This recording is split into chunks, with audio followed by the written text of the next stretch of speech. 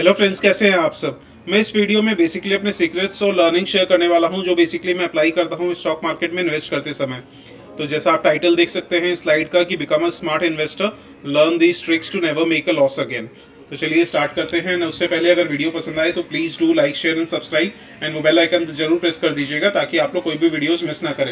And अगर आपको मेरे वीडियो से कुछ भी वैल्यू एडिशन होता है तो जरूर शेयर करना मत भूलिएगा, क्योंकि तभी चैनल ग्रो कर पाएगा एंड तभी मैं ज़्यादा से ज़्यादा एफर्ट्स और टाइम लगा पाऊंगा और अच्छा कंटेंट लाने में आप लोगों के सामने। तो सबसे पहला जो लर्निंग है या सीक्रेट है कि भैया किसी के ऊपर भी ब्लाइंडली ट्रस्ट मत करो, चाहे वो कोई भी हो। और जैसे इस स्लाइड का टाइटल है कि never make a loss again, ऐसा भी कोई रामबाण इलाज नहीं होता कि आप कभी लॉस ना करें। दुनिया में हर किसी को लॉस होगा कभी ना कभी, चाहे वो कितना ही बड़ा इन्वेस्टर हो। तो कहने का मतलब यही है कि आप मेरे ऊपर या किसी भी यूट्यूबर या किसी भी एक्सपर्ट या किसी भी एनालिस्ट, किसी के ऊपर आंख बंद करके भरोसा ना करो। तो अपना हमेशा रिसर्च करना जब स्टॉक मार्केट की बात आती है, क्योंकि पैसा जो है वो आपका है, लॉस भी आपका होगा। आपसे ज़्यादा कोई नहीं जानता कि आपने कितनी मेहनत, कितनी स्ट्रगल करके वो पैसा अर्न किया है। उसके बाद जो स्टॉक मार्केट है वो बेसिकली सिर्फ नंबर्स और फाइनेंशियल्स का गेम नहीं है। स्टॉक मार्केट बेसिकली अपनी सोसाइटी का रिफ्लेक्शन है। तो अपने कितना भी चाहे इग्नोर कर दें, बट अपने को थोड़ी सी नॉलेज हर एस्पेक्ट की चाहिए। फॉर एग्जांपल पॉलिटिक्स हो, सोसाइटी हो, कल्चरल चेंजेस क्या हो रहे हैं, लीगल चेंजेस क्या हो रहे हैं, इकॉनमी में क्या हो रहा है। तो बेसिकली जो भी टाइम आप फॉर एग्जांपल लेज़र में स्पेंड करते हैं या कुछ भी अपने शोज वॉच करने में स्पेंड करते हैं, उसका थोड़ा सा टाइम आप जनरल नॉलेज बढ़ाने में अगर स्पेंड करेंगे, अपनी रीडिंग बढ़ाएंगे, न्यूज़ पढ़ेंगे, तो आई एम वेरी श्योर कि कुछ ना कुछ आपको भी आइडियाज़ आएंगे, नए नए आइडियाज़ कि किन स्टॉक्स को बाय करना चाहिए या किन सेक्टर्स, किन इंडस्ट्रीज़ को बाय करना चाहिए फ्यूचर के लिए। उसके बाद जो स्टॉक मार्केट है वो हमेशा एक लीडिंग इंडिकेटर होता है। लीडिंग इंडिकेटर का मतलब ये है कि वो हमेशा next 4 months, 6 months, 10 months, 1 year, 2 years तब की सोचता है। ये नहीं कि फॉर एग्जांपल आज क्या हो रहा है उसी की सोचता है। फॉर एग्जांपल आज 2 मंथ्स में स्टॉक मार्केट अच्छी खासी रैली दे रहा है एंड सब बोलेंगे इन्फ्लेशन रिस्क अभी भी बहुत हाई है, तो क्यों भाग रहा है। इनफैक्ट काफ़ी लोग कंफ्यूज भी है, बट इसलिए भाग रहा है क्योंकि जो बड़े बड़े इन्वेस्टर्स हैं स्टॉक मार्केट में वो समझ रहे हैं कि नेक्स्ट 6 मंथ्स में इन्फ्लेशन काफ़ी कंट्रोल में आने वाला है। तो इसी वजह से क्या होता है, स्टॉक मार्केट में जो होता है वो फ्यूचर का सोच के होता है, ना कि प्रेजेंट का। तो हो सकता है कि हम लोगों को फ्यूचर का सोचना पड़ेगा। ये नहीं कि भाई कोई पुराना इवेंट हो गया या आज ही कोई इवेंट हो गया, तुरंत स्टॉक मार्केट में न्यूज़ बासी हो जाती है। तो ये चीज़ का ध्यान रखना बहुत ज़रूरी है। उसके बाद impact lag, policies take time to have an impact. अब जैसे आरबीआई की पॉलिसीज है या फेड की पॉलिसीज है, इंटरेस्ट रेट हाइक्स हो रहे हैं और उसमें इन्फ्लेशन कंट्रोल होने में टाइम लगेगा। ऐसे कोई भी पॉलिसीज हो, ऐसा नहीं है कि आज इंटरेस्ट रेट हाइक हुआ कल इन्फ्लेशन कंट्रोल में आ जाएगा। तो हो सकता है लास्ट मंथ इन्फ्लेशन कंट्रोल में आया है या फिर पीक हो गया है बेसिकली, एंड नेक्स्ट 6 मंथ्स में इन्फ्लेशन काफ़ी कंट्रोल में आ जाएगा। बट थोड़ा टाइम तो दीजिए। ये सोचेंगे यार आज आरबीआई इंटरेस्ट रेट इंक्रीज कर रही है, कल इन्फ्लेशन कम हो जाएगा, ऐसा नहीं होता। उसके बाद ये मेरे एनालिस्ट फ्रेंड से बात हो रही थी, तब मैंने ये टर्म सीखा, कंसेंसस ट्रेड। इसका मतलब ये है कि कोई भी स्टॉक या जब कोई भी एसेट जब बहुत ज़्यादा लाइमलाइट में आती है, फॉर एग्जांपल ऐसे बहुत सारे स्टॉक्स के एग्जांपल हैं, जब वो बहुत ज़्यादा कंसेंसस हो गया है कि सारी पब्लिक उन्हीं स्टॉक्स के पीछे भाग रही है, तब आप देखिए उनमें रिटर्न्स जनरेट होना कम हो गया है। ये मैंने पर्सनली बहुत स्टॉक्स में ऐसे एक्सपीरियंस किया है। जैसे काफ़ी मेरे पोर्टफोलियो में काफ़ी सारे ऐसे स्टॉक्स हैं, जैसे for example Tata power, IEX, Borosil renewable. मैंने हालांकि जब इस प्राइस से लिया था उसमें मोर देन डबल हो गए हैं, लेकिन अभी भी अगर अब जो इन्वेस्टर्स उनके पीछे भाग रहे हैं, कहीं ना कहीं सारे इन्वेस्टर्स ही भाग रहे हैं, सबके फोकस में आ गए हैं। और अब आप देखेंगे कि काफ़ी सबड्यूड रिटर्न्स मिल रहे हैं, चाहे वो टाटा पावर हो, IEX हो, बोरोसिल रिन्यूएबल्स हो सकता है अलग फैक्टर्स भी हैं, रिजल्ट्स भी उतने अच्छे नहीं आ रहे वगैरह वगैरह, बट आप काफ़ी स्टॉक्स में ऐसा एक्सपीरियंस करेंगे कि जब वो बहुत ज़्यादा लाइमलाइट में आ जाते हैं या सब इन्वेस्टर्स का फेवरेट बन जाते हैं, उनमें रिटर्न्स मिलना कम हो जाता है। तो बेसिकली अपने को स्टॉक्स अर्ली आइडेंटिफाई करेंगे। ये नहीं कि कोई भी बंदा इन्वेस्ट कर रहा है तो चलो अपने भी इन्वेस्ट कर देते हैं, एंड तब कहीं ना कहीं ऑन एन एवरेज ऐसा रिटर्न्स कम मिलने लगते हैं। एंड उसके बाद जो अपने बहुत ज़्यादा फोकस करते हैं कि अपने को कितना % ऑफ रिटर्न मिल रहा है स्टॉक मार्केट से, बट एक चीज़ जो अपने फॉरगेट कर देते हैं जो टाइम एस्पेक्ट है, बेसिकली अगर आप स्टॉक मार्केट को टाइम नहीं देंगे तो कंपाउंडिंग होने का समय ही कहाँ मिलेगा।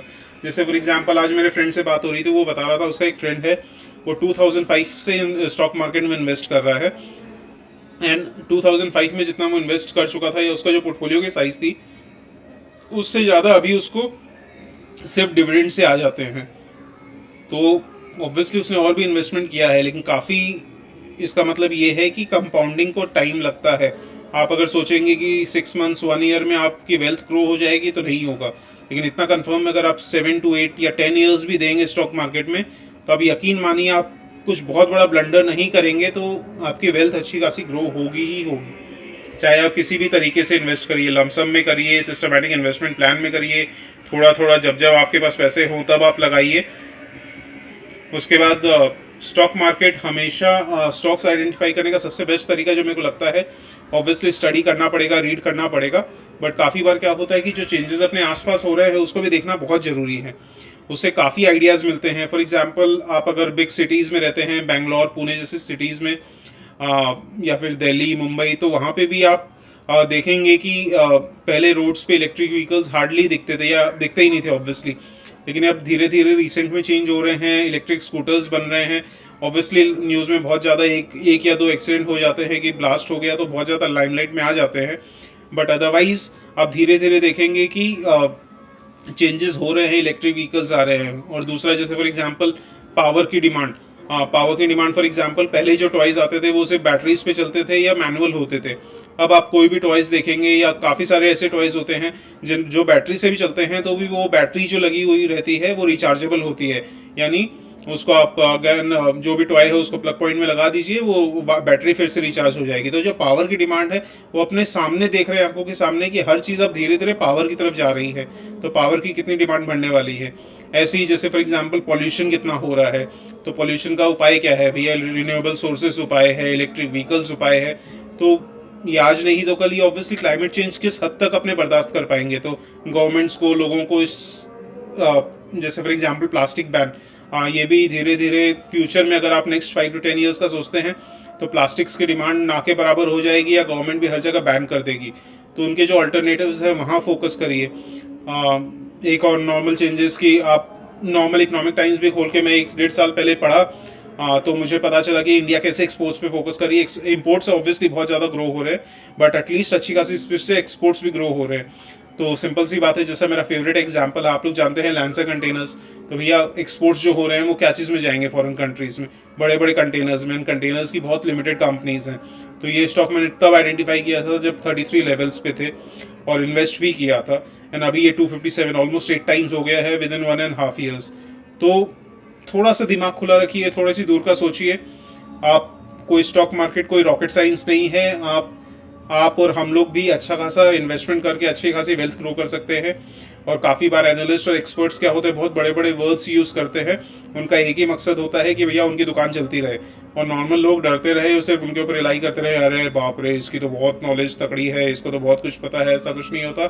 स्टॉक मार्केट 90% कॉमन सेंस होता है, वही अपने यूज़ करेंगे तो अपने वेल्थ बना पाएंगे।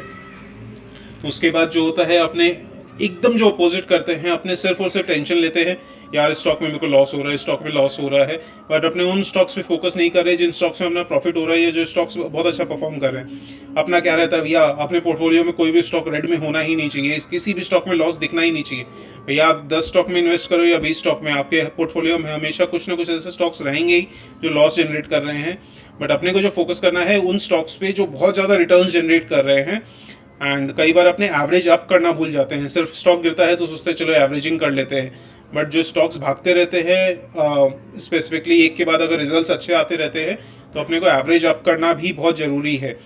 ये नहीं बोल रहा कि एवरेजिंग डाउन मत करिए, अगर अच्छा स्टॉक है बिना किसी रीज़न के गिर रहा है, फंडामेंटल्स में कोई प्रॉब्लम नहीं है, तो एवरेजिंग कर सकते हैं। बट जो भी आप नया पैसे इन्वेस्ट करते हैं, आप कॉम्प्रिहेंसिवली जज करिए। ये मत सोचिए सिर्फ लॉस हो रहा है तो इस लॉस को रिकवर करने को अपने को एक्स्ट्रा पैसा लगाना है।